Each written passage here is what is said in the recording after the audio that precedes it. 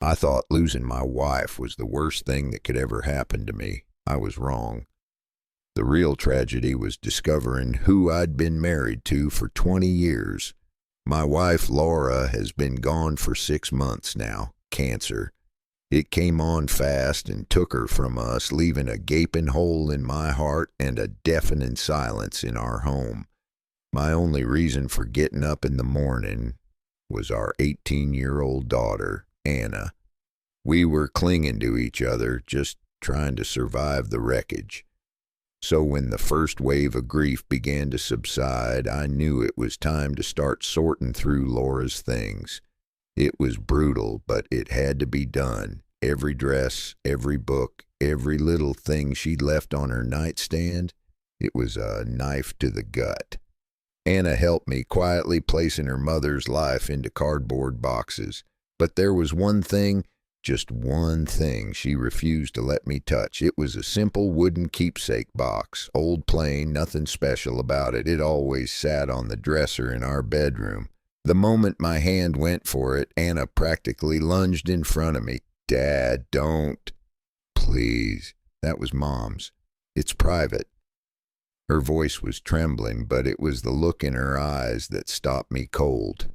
It wasn't just sadness, it was fear, a raw, panicked fear that I would find out what was inside. I backed off, chalking it up to her grief, but I couldn't shake it.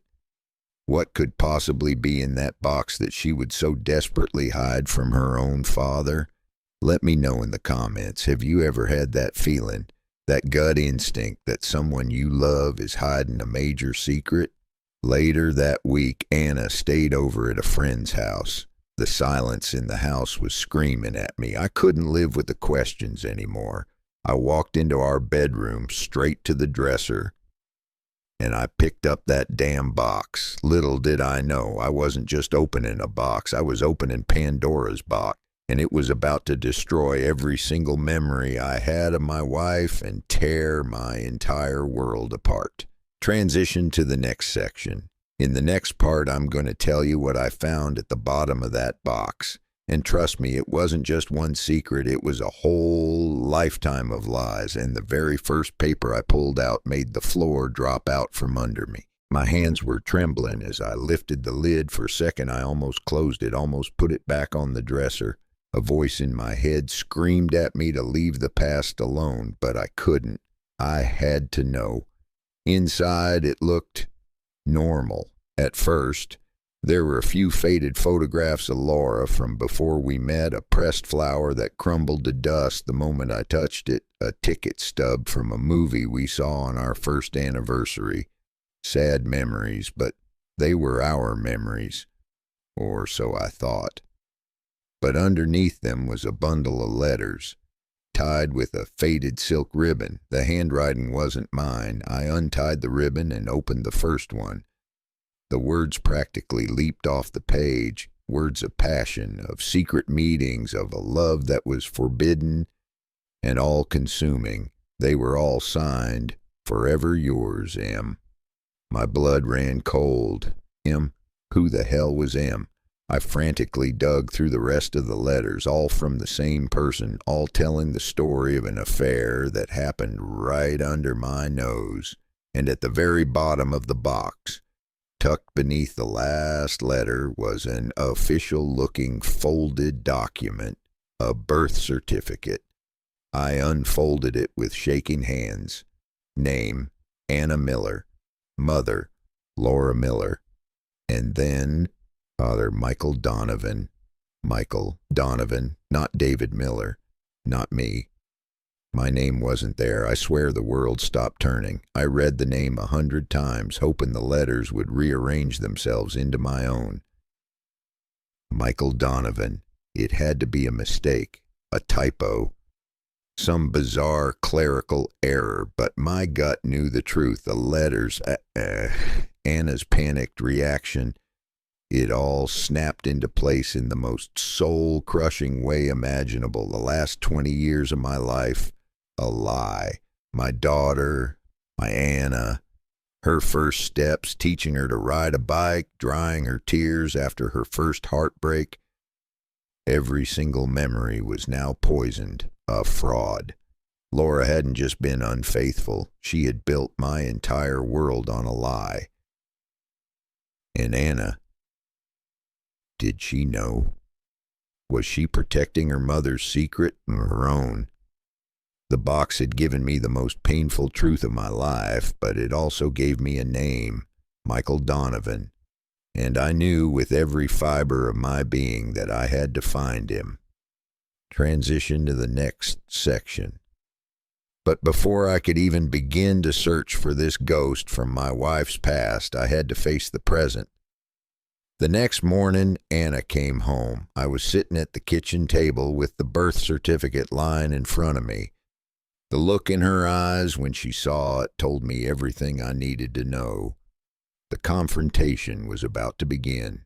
The sound of her key in the lock was the loudest thing I'd ever heard. She walked in humming a song, a backpack slung over her shoulder. She looked happy. Then she saw me at the kitchen table. Her eyes went from my face down to the single sheet of paper laid out between my hands.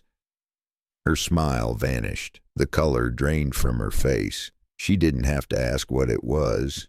She knew. I didn't scream. I didn't raise my voice. I could barely even breathe. My voice was a dry whisper. How long, Anna? The question hung in the air between us. Tears instantly welled in her eyes, spilling down her cheeks. Dad, I wanted to tell you I found it about a year ago. A year. For an entire year she had known. The story came pouring out between sobs. She'd found the box, confronted Laura, and my wife, my dying wife, had made her promise, swear on her life that she would take this secret to her grave. She made you promise, I finally said, the words feeling like acid in my mouth. She made you lie to me every single day for a year? While I was holding her hand, while she was wasting away, you two were sharing this grand secret? You weren't protecting me, Anna. You were treating me like an idiot. She flinched as if I'd slapped her. In that moment, the girl I had raised felt like a complete stranger.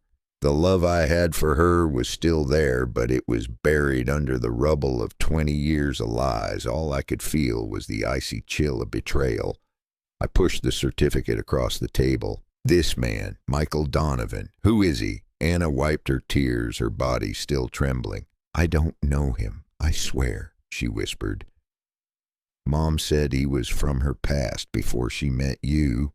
She said she took money from him to leave and start a new life, and she made me promise I would never, ever try to find him. Another lie. It had to be just a story Laura cooked up to hide the truth, but then Anna said something that made the hair on my arms stand up. But she said he knows where we are. Every year on my birthday, he sends a card, always in cash, always with the same message. What message? I demanded. She looked me straight in the eye, her voice barely audible. It always says, I'm watching over you. Transition to the next section. Suddenly, this wasn't about a long-dead affair anymore. This was about a man who was out there, right now. A man who knew my daughter, who knew where we lived, and who had been a silent, invisible ghost in our lives for 18 years. I stormed into Anna's room and demanded she show me these cards. What I found inside them was even more disturbing than the message. I followed Anna to her room, a cold dread creeping up my spine. She didn't say a word. She just knelt and pulled a shoebox from under her bed, her own secret box. She opened it and handed it to me. It was filled with birthday cards. There were 18 of them, one for every year of her life. I picked one up, a generic store-bought card with a cartoon animal on the front. I opened it. Inside, 7 words were written in the same neat, flowing cursive I now recognized from the love letters. I'm watching over you. Tucked inside was a crisp $100 bill. I checked the next card. The same message, another $100 bill, and the next. and the next. Some of them had more, all in cash. This wasn't a birthday gift. This was a statement, a claim, a reminder that he was out there. My mind was spinning, trying to make sense of it all, when something slipped from the card from her 10th birthday and fluttered onto the floor. It was a photograph, a small candid photo of Anna on the swings at the park down the street from our house. Her hair was in pigtails. She was laughing, her head thrown back. It was a picture I'd never seen before. It was taken from a distance through the trees. My heart hammered against my ribs. I ripped through the other cards. More photos fell out. Anna in her soccer uniform, covered in mud. Anna outside the movie theater with her friends. Anna on her first day of high school, looking nervous. Pictures he had no right to have. Photos taken by a ghost. "I'm watching over you." The words echoed in my head, but now they sounded sinister. He wasn't a memory. He was a presence. He'd been there, hiding in the shadows at her games, at the park, maybe even outside our house. He wasn't watching over her. He was stalking her. He was stalking my daughter. In that moment, the grief and the sense of betrayal vanished, replaced by a white-hot rage I'd never felt before. This was no longer about Laura's affair. This was about a predator who had been circling my family for 2 decades. I grabbed the photos and spread them out on her bed, my eyes scanning every detail. He thought he was invisible, but in one of the pictures, the one from the soccer game, I saw it, faint but there. Reflected in the window of a parked car was the silhouette of a man holding a camera. It wasn't much, but it was a start. He wanted to be a ghost? Fine, it was time to go ghost hunting. Transition to the next section. I had a face, or at least the ghost of one. The next 48 hours were a blur. I became obsessed, using every resource I could think of to turn that blurry reflection into a name. I ignored Anna's pleas to just let it go and leave the past alone. But this wasn't the past anymore. This was about her future, and my investigation led me to a place I never ever expected to go. The next 48 hours, I didn't sleep. The house became a command center, the kitchen table covered in maps, notes, and the scattered, haunting photos of my daughter. Anna pleaded with me to stop. "Dad, you're scaring me," she said, her eyes wide with worry. But she didn't get it. You don't just let go of a wolf that's been circling your home for 18 years. You hunt it. I scanned the photo with the reflection and sent it to an old Army buddy of mine, Rick, a guy who now does high-tech private security.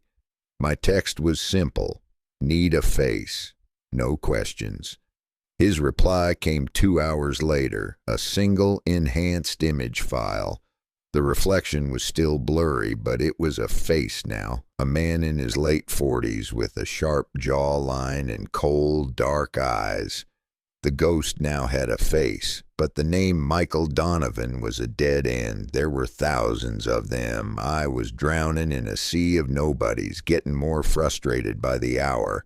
I felt like I was losing him. In desperation, I went back to the letters. I forced myself to read Laura's words again, but this time I wasn't a husband. I was a detective. I was looking for a single mistake, a single clue. And then I saw it. A line I'd skimmed over before. "My brilliant architect. I know you'll be famous one day after you finish the new City Art Museum." My fingers flew across the keyboard. Architect Michael Donovan, City Art Museum. The first result was a newspaper article dated 20 years ago. The headline: "Rising star architect Michael Donovan unveils masterpiece." And next to it was a photo, a younger version of the man from the reflection, the same eyes, the same jawline. It was him. My heart hammered in my chest. He was real. I clicked on a link to his company's current website, the Donovan Group, and the floor dropped out from under me all over again. The ghost wasn't some lonely, broken-hearted man from my wife's past. He was one of the most powerful, influential men in the state. a real estate tycoon, a millionaire philanthropist whose name was plastered on charity wings and university libraries, a man who was practically untouchable. He wasn't hiding in the shadows. He was hiding in plain sight, shielded by an empire of wealth and prestige. His office was the penthouse of the tallest skyscraper in the city, a glass tower that looked out over everything, looking out over us. Transition to the next section. I knew I couldn't go to the police. A man like that, with his lawyers and his connections, they'd laugh me out of the building. There was only one way to handle this, face to face. The next morning, I put on my best suit, walked into that glass and steel tower, and told the receptionist I had a meeting with Mr. Donovan. I didn't, but I was about to give him a surprise that would wipe the philanthropic smile right off his face. I knew I couldn't go to the police. A man like that with his army of lawyers, they'd turn me into the villain. There was only one way to do this, face to face. The next morning, I put on my best suit, walked into that cathedral of glass and steel, and told the receptionist I was there to see Mr. Donovan. She looked right through me. "I'm sorry, sir, he doesn't see anyone without an appointment." I leaned forward, my voice low and steady. "Just give him a message. Tell him David Miller is here. Tell him it's about Anna." Her eyes widened. 5 minutes later, I was being escorted into a penthouse office that was bigger than my entire house, with a view that looked down on the entire city, and there he was, Michael Donovan. He was standing by the window, and he turned to face me without a trace of surprise. "I wondered if this day would ever come," he said, his voice perfectly calm. He gestured to a leather chair I couldn't afford. "Please." I didn't sit. I walked right up to his desk and laid down the evidence, the birth certificate, one of the photos of Anna from the park. "You've been stalking my daughter for 18 years, I said. He didn't even flinch. He actually smiled, a cold, empty smile. "I haven't been stalking her, David. I've been observing, protecting my asset. Laura took my child from me. I was simply making sure she was provided for." He talked about Anna like she was a stock he owned. "The money wasn't a gift. It was a parental contribution. The photos weren't stalking. They were annual reports on her well-being." There was no emotion in his words, no love, only ownership. He finally looked bored. "So what's the point of this visit?" he asked, pulling out a checkbook. "What do you want? A payoff? Name your price. Let's be done with this." And in that moment, I knew I had already won. "You really don't get it, do you?" I said, and for the first time I saw a crack in his composure.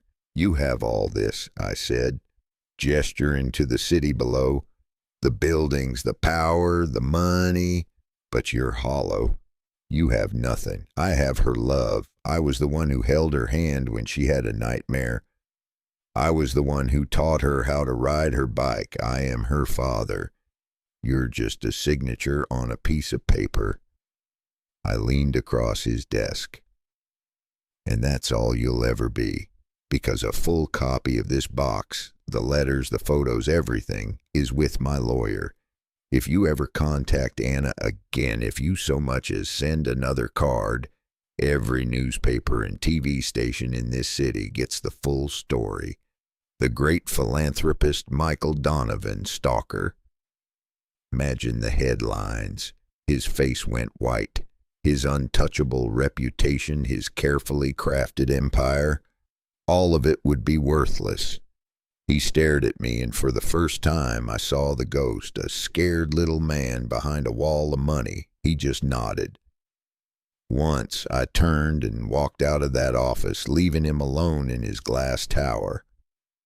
When I got home, Anna was waiting. I told her everything. Our family's broken, I won't lie. It'll take a long time to heal, but the lies are finally over. The ghost is gone. I looked at my daughter, the beautiful young woman I raised, and I told her the only truth that matters now. "That piece of paper doesn't make him your father," I said. I'm your father. And for the first time in what felt like a lifetime, we started to build our future on the truth.